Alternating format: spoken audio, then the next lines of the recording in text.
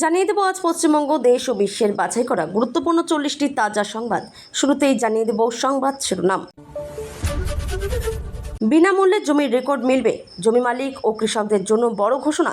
মুখ্যমন্ত্রীর এই ঘোষণায় শুরু হয়েছে নতুন জল্পনা। কালীঘাট থেকে আচমকায় বেরিয়ে গেলেন মমতা বন্দ্যোপাধ্যায়, কোথায় গেলেন তা নিয়ে জোর রাজনৈতিক জল্পনা।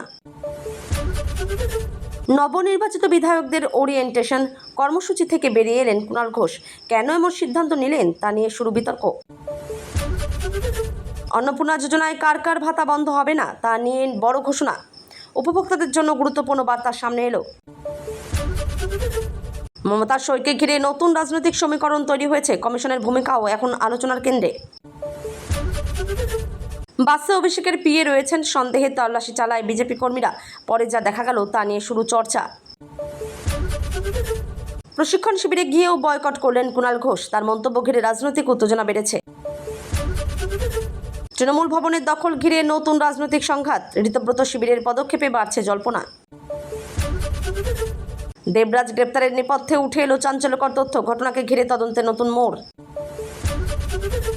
রেশন কার্ডে বড় ছাঁটাইয়ের আশঙ্কা তৈরি হয়েছে, কারা সরকারি সুবিধা হারাতে পারেন জেনে নিন। দিল্লি থেকে ফিরে তৃণমূল ভবনে পৌঁছলেন ঋতব্রত ফিরহাদরা, মমতাকে নিয়ে স্পষ্ট করলেন নিজেদের অবস্থান। অন্নপূর্ণা যোজনার টাকা না এলে কি করবেন, উপভোক্তাদের জন্য জানানো হলো পরবর্তী করণীয়। কুণাল ঘোষের নিশানায় প্রাক্তন এক মন্ত্রী, তার বিস্ফোরক মন্তব্য ঘিরে শুরু হয়েছে তীব্র বিতর্ক। কংগ্রেসে যোগ দিতে গিয়ে বিক্ষোভের মুখে পড়লেন প্রাক্তন কাউন্সিলর, ডিম ছোড়ার ঘটনায় উত্তেজনা ছড়ালো। অন্নপূর্ণা যোজনায় কারা টাকা পাবেন না তা জানিয়ে দিল সরকার, আবেদন করলেও কিছু মানুষ সুবিধা পাবেন না। দেশের হাজার হাজার কোটি টাকা পড়ে রয়েছে অব্যবহৃত, সেই অর্থ দিয়ে তৈরি হতে পারে 3টি আইআইটি। নিয়োগ দুর্নীতিতে দোষীদের কঠোর শাস্তির দাবি উঠল, কালীঘাটের কাকুর বক্তব্য ঘিরে নতুন চর্চা। কুণাল ঘোষের নিশানায় প্রাক্তন এক মন্ত্রী, মন্তব্যে রাজনৈতিক মহলে শুরু হয়েছে তুমুল আলোচনা। প্রাক্তন মন্ত্রীর অফিসে উদ্ধার নিয়ে চাঞ্চল্য ছড়িয়েছে, অভিযোগ ঘিরে শুরু হয়েছে নতুন বিতর্ক। সারেগামাপা বিতর্কে একের পর এক শিল্পী মুখ খুললেন, অভিযোগ ও পাল্টা অভিযোগে সরগরম সঙ্গীত মহল। প্রাক্তন তৃণমূল কাউন্সিলরের কংগ্রেসে যোগদান ঘিরে শুরু হলো বিক্ষোভ, হাতাহাতি ও মারামারিতে উত্তপ্ত হয়ে উঠল বিধানভবন। ভারতকে ঘিরে চীনের নতুন কৌশল নিয়ে উঠছে একাধিক প্রশ্ন, বাংলাদেশের ভূমিকা নিয়েও শুরু হয়েছে জোর আলোচনা। আরজিকর মামলায় সামনে এলো নতুন বিতর্কিত দাবি, তদন্তের গতি প্রকৃতি নিয়ে ফের শুরু হয়েছে রাজনৈতিক চাপানোতর। রাজ্যপালের নামে ভুয়ো ফোন করে প্রতারণার চেষ্টা, থ্রিলারের মতো কায়দার ধরা পড়ল অভিযুক্ত। হুমায়ুনের বিরুদ্ধে পুকুর দখলের অভিযোগে নতুন বিতর্ক, পুলিশ গিয়ে গ্রামবাসীদের মধ্যে মাছ বিলি করায় চাঞ্চল্য ছড়ায়। তৃণমূলের আসল নেতৃত্ব নিয়ে কমিশনের নোটিশ, দুই পক্ষকে নির্দিষ্ট সময়ের মধ্যে জবাব দিতে বলা হয়েছে। গ্রেপ্তারের মাত্র 4 দিনের মধ্যে জামিন পেলেন অভিযুক্ত, দ্রুত জামিন নিয়ে উঠছে একাধিক প্রশ্ন। অভিষেককে আড়াল করার অভিযোগ মুখ খুললেন কালীঘাটের কাকু, তার বক্তব্য ঘিরে নতুন করে শুরু হয়েছে বিতর্ক। দেবরাজ গ্রেপ্তারের পর বাড়ল রাজনৈতিক অস্বস্তি, কুণাল ঘোষের মন্তব্যে নতুন করে জোর চর্চা শুরু হয়েছে। 65 ফুট গভীর অমৃত কুণ্ডে মিলল প্রাচীন শিবলিঙ্গ, ঘটনাকে ঘিরে ভক্ত ও স্থানীয়দের মধ্যে চাঞ্চল্য ছড়িয়েছে। উত্তরবঙ্গের তোলাবাজদের কড়া হুঁশিয়ারি দিলেন শুভেন্দু, আত্মসমর্পণের বার্তায় রাজনৈতিক মহলে শুরু হয়েছে আলোচনা। নিউ টাউনে তৈরি হচ্ছে 1000 বেডের আদানি হেলথ সিটি, রাজ্যের স্বাস্থ্য পরিকাঠামোয় এটি বড় বিনিয়োগ হিসেবে দেখা হচ্ছে। মনীশ গুপ্ত মামলায় শুভেন্দুকে চিঠি পাঠালেন কাকলি, সুবিচারের দাবিতে নতুন করে সরব বিরোধীরা।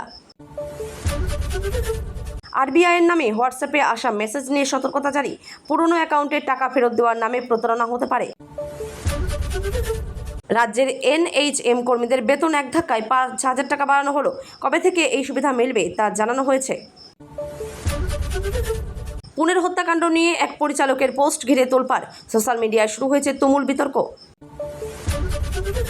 স্কুলের 7ম শ্রেণীর ছাত্রীকে সিঁদুর পরানোর অভিযোগ, ঘটনাটির সামনে আসতে স্কুল কর্তৃপক্ষ দ্রুত ব্যবস্থা নেয়।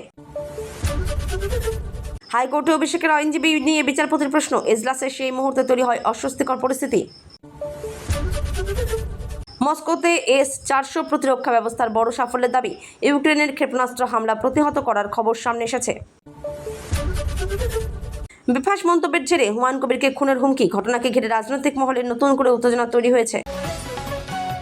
এতক্ষণ শুনছিলেন সংবাদ শিরোনাম। বিস্তারিত খবর শোনানোর পূর্বেই আপনাদের কাছে করব একটি ছোট্ট অনুরোধ। আমাদের চ্যানেলে নতুন হয়ে থাকলে চ্যানেলটি সাবস্ক্রাইব করে পাশে থাকবেন।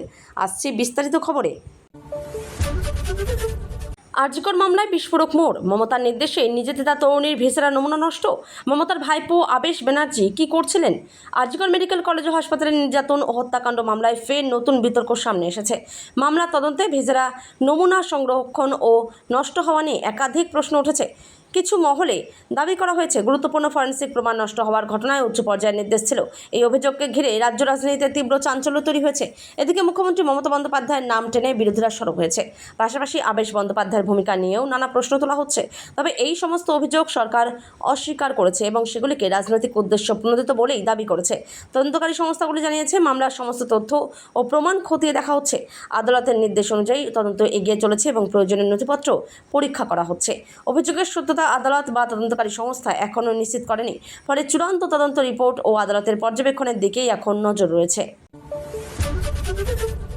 তৃণমূল কার? মমতা ও ঋতব্রত দুই শিবিরকেই চিঠি কমিশনের। সোমবার বিকেলের মধ্যেই জবাব চাইলেন গণেশ কুমারেরা। তৃণমূল কংগ্রেসের প্রকৃত সাংগঠনিক নেতৃত্ব নিয়ে নতুন করে বিতর্ক তৈরি হওয়ায় নির্বাচন কমিশন উভয় পক্ষের কাছে ব্যাখ্যা চেয়েছে।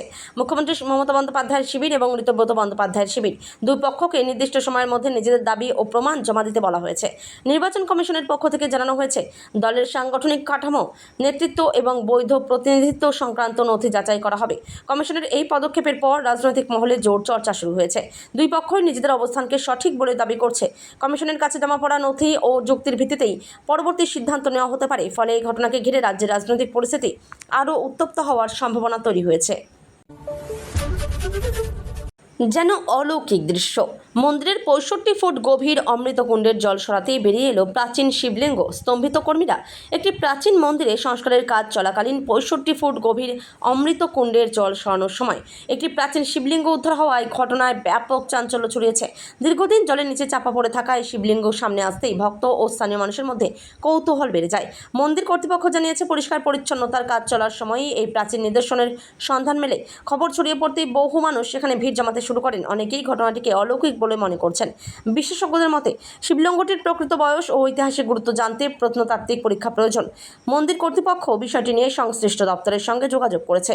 পরীক্ষার পরই জানা যাবে এই প্রাচীন শিবলিঙ্গের ইতিহাস এবং এর প্রকৃত গুরুত্ব। চুরি করলে আত্মসমর্পণ করুন, পালিয়ে যাবেন না। উত্তরবঙ্গে তোলাবাজদের বার্তা শুভেন্দুর। উত্তরবঙ্গ সফরে বিরোধী দলনেতা শুভেন্দু অধিকারী রাজ্যের আইন শৃঙ্খলা পরিস্থিতি নিয়ে তীব্র সমালোচনা করেন। এক জনসভা থেকে তিনি অভিযোগ করেন, রাজ্যের বিভিন্ন এলাকায় তোলাবাজি, দুর্নীতি ও সাধারণ মানুষের উপর চাপ সৃষ্টি বেড়েছে। এই প্রেক্ষিতে তিনি অভিযুক্তদের উদ্দেশ্যে বলেন, চুরি করে থাকলে আত্মসমর্পণ করুন, পালিয়ে লাভ হবে না। শুভেন্দু দাবি করেন, প্রশাসনের আশ্রয়ে দুর্নীতিগ্রস্তদের রক্ষা করা হচ্ছে। তিনি বলেন, আইন সবার জন্য সমান হওয়া উচিত এবং যারা বেআইনি কাজের সঙ্গে জড়িত তাদের বিরুদ্ধে নিরপেক্ষ তদন্ত হওয়া দরকার। তার বক্তব্যে রাজ্যের রাজনৈতিক পরিস্থিতি নিয়ে নতুন বিতর্ক শুরু হয়েছে। তৃণমূল কংগ্রেস অবশ্য এই অভিযোগ সম্পূর্ণ অস্বীকার করেছে। শাসক দলের দাবি, শুভেন্দু অধিকারী রাজনৈতিক উদ্দেশ্যে ভিত্তিহীন অভিযোগ তুলছেন এবং মানুষের মধ্যে বিভ্রান্তি ছড়ানোর চেষ্টা করছেন। ফলে বিষয়টি নিয়ে দুই পক্ষের মধ্যে রাজনৈতিক চাপানোতোড় আরও তীব্র হয়েছে। নিউটাউনে 1000 বেডের আদানি হেলথ সিটি। রাজ্যের স্বাস্থ্য পরিকাঠামোয় মেগা বিনিয়োগ। সঙ্গে মেয়ো ক্লিনিক। পশ্চিমবঙ্গের নিউটাউনে প্রায় 1000 শয্যার অত্যাধুনিক আদানি হেলথ সিটি গড়ে তোলার পরিকল্পনা ঘোষণা করা হয়েছে। এই প্রকল্পে আন্তর্জাতিক খ্যাতিসম্পন্ন মেয়ো ক্লিনিক প্রযুক্তিগত ও চিকিৎসা সহযোগিতা করবে বলে জানানো হয়েছে। প্রকল্পটি বাস্তবায়িত হলে রাজ্যের স্বাস্থ্য পরিষেবায় বড় পরিবর্তন আসতে পারে বলে মনে করা হচ্ছে। প্রস্তাবিত হেলথ সিটিতে সুপার স্পেশালিটি চিকিৎসা, আধুনিক অপারেশন থিয়েটার, গবেষণা কেন্দ্র, মেডিকেল শিক্ষা এবং উন্নত রোগ নির্ণয়ের ব্যবস্থা থাকবে। দেশ বিদেশের রোগীরা এখানে চিকিৎসার সুযোগ পেতে পারেন বলেও আশা করা হচ্ছে। সরকারের মতে, এই মেগা বিনিয়োগের ফলে স্বাস্থ্য পরিষেবার মান আরও উন্নত হবে এবং বহু মানুষের কর্মসংস্থানের সুযোগ তৈরি হবে। স্বাস্থ্য বিশেষজ্ঞদের মত, আন্তর্জাতিক মানের চিকিৎসা পরিষেবা রাজ্যে এলে রোগীদের অন্য রাজ্যে যাওয়ার প্রয়োজন অনেকটাই কমবে। আপনার হোয়াটসঅ্যাপেও কি আরবিআইয়ের থেকে মেসেজ এসেছে? পুরনো অ্যাকাউন্টে ভুলে যাওয়া টাকা নিয়ে কি বলা হচ্ছে? সম্প্রতি অনেকের হোয়াটসঅ্যাপে এমন কিছু বার্তা পৌঁছেছে যেখানে দাবি করা হচ্ছে যে রিজার্ভ ব্যাংকের মাধ্যমে পুরনো বা নিষ্ক্রিয় ব্যাংক অ্যাকাউন্টে পড়ে থাকা টাকা ফেরত পাওয়া যাবে। এই ধরনের বার্তা দেখে অনেকে বিভ্রান্ত হচ্ছেন এবং লিঙ্কে ক্লিক করছেন। বিশেষজ্ঞদের মতে এমন বার্তার সত্যতা যাচাই না করে কখনো ব্যক্তিগত তথ্য, ব্যাংকের বিবরণ, ওটিপি বা পাসওয়ার্ড শেয়ার করা উচিত নয়। প্রতারকরা অনেক সময় আরবিআই বা সরকারি সংস্থার নাম ব্যবহার করে সাধারণ মানুষকে প্রতারণার ফাঁদে ফেলার চেষ্টা করে। রিজার্ভ ব্যাংক বারবার জানিয়েছে, আর্থিক সংক্রান্ত যে কোনো তথ্য শুধুমাত্র সরকারি ওয়েবসাইট বা সংশ্লিষ্ট ব্যাংকের মাধ্যমে যাচাই করা উচিত। কোনো সন্দেহজনক মেসেজ পেলে সেটি এড়িয়ে চলুন এবং প্রয়োজনে নিজের ব্যাংকের সঙ্গে যোগাযোগ করুন। সচেতন থাকলেই এই ধরনের অনলাইন প্রতারণা থেকে নিরাপদ থাকা সম্ভব। এক ধাক্কায় 5,000 রাজ্যের এনএইচএম কর্মীদের বেতন বাড়ালো সরকার। কবে থেকে মিলবে? রাজ্যের এনএইচএম এর আওতায় কর্মরত কর্মীদের জন্য বড় ঘোষণা করেছে সরকার। বিভিন্ন পদে কর্মরত কর্মীদের মাসিক ভাতায় সর্বোচ্চ 5,000 টাকা পর্যন্ত বৃদ্ধি করার সিদ্ধান্ত নেওয়া হয়েছে। দীর্ঘদিন ধরে বেতন বৃদ্ধির দাবিতে আন্দোলনের পর এই ঘোষণাকে কর্মীদের জন্য বড় স্বস্তি হিসেবে দেখা হচ্ছে। সরকারি সূত্রের দাবি, স্বাস্থ্য পরিষেবার সঙ্গে যুক্ত কর্মীদের কাজের গুরুত্ব বিবেচনা করেই এই সিদ্ধান্ত নেওয়া হয়েছে। সংশোধিত বেতন নির্দিষ্ট সময় থেকে কার্যকর হবে এবং যোগ্য কর্মীরা সেই অনুযায়ী বাড়তি অর্থ পাবেন। এতে রাজ্যের বিভিন্ন হাসপাতাল ও স্বাস্থ্যকেন্দ্রে কর্মরত বহু এনএইচএম কর্মী উপকৃত হবেন। স্বাস্থ্য দপ্তরের মতে এই পদক্ষেপে কর্মীদের উৎসাহ বাড়বে এবং সাধারণ মানুষের কাছে স্বাস্থ্য পরিষেবা আরও উন্নতভাবে পৌঁছে দেওয়া সম্ভব হবে। কর্মীদের একাংশ সরকারের এই সিদ্ধান্তকে স্বাগত জানিয়েছেন এবং ভবিষ্যতে আরও সুযোগ সুবিধা বৃদ্ধির দাবি জানিয়েছেন। ক্লাস 7-এর ছাত্রীকে সিঁদুর পরিয়ে দিল একাদশের পড়ুয়া। দেখা মাত্রই স্কুল কি করলো দেখুন। একটি স্কুলের চাঞ্চল্যকর ঘটনার সামনে এসেছে। অভিযোগ, একাদশ শ্রেণীর এক ছাত্র স্কুল চত্বরে সপ্তম শ্রেণীর এক ছাত্রীকে সিঁদুর পরিয়ে দেয়। ঘটনাটি নজরে আসতেই স্কুল কর্তৃপক্ষ দ্রুত হস্তক্ষেপ করে এবং বিষয়টি নিয়ে তদন্ত শুরু করে। স্কুল কর্তৃপক্ষ জানিয়েছে, শিক্ষা প্রতিষ্ঠানের শৃঙ্খলা বজায় রাখতে ঘটনার সঙ্গে জড়িত ছাত্রছাত্রীর অভিভাবকদের ডেকে পাঠানো হয়। পাশাপাশি পুরো ঘটনার রিপোর্ট তৈরি করে প্রয়োজনীয় প্রশাসনিক পদক্ষেপ নেওয়ার প্রক্রিয়া শুরু হয়েছে। শিক্ষকদের মতে স্কুল শুধুমাত্র পড়াশোনার জায়গা নয়, শিক্ষার্থীদের সঠিক মূল্যবোধ গড়ে তোলারও স্থান। তাই এমন ঘটনার পুনরাবৃত্তি রোধে কাউন্সেলিং, সচেতনতা এবং বিদ্যালয়ের নিয়ম আরও কঠোরভাবে কার্যকর করার উদ্যোগ নেওয়া হয়েছে। বেফাঁস মন্তব্যের জেরে হুমায়ুন কবিরকে খুনের হুমকি। বিতর্কিত মন্তব্যের পর ফের আলোচনায় উঠে এসেছেন হুমায়ুন কবির।